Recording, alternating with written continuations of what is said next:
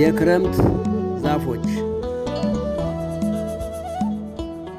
ተፈጥሮን ለማድነቅ ሰዎች ካስተዋሉ ዛፎች ሲናገሩ በዓይናቸው ያያሉ።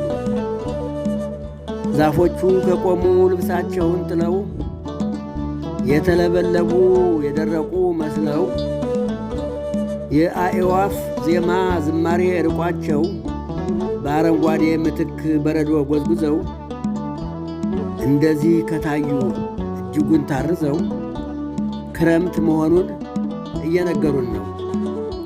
ጠልቆ ላስተዋለ ይህም ውበት አለው፣ ራሱን የቻለ ከሌላው ልዩ ነው።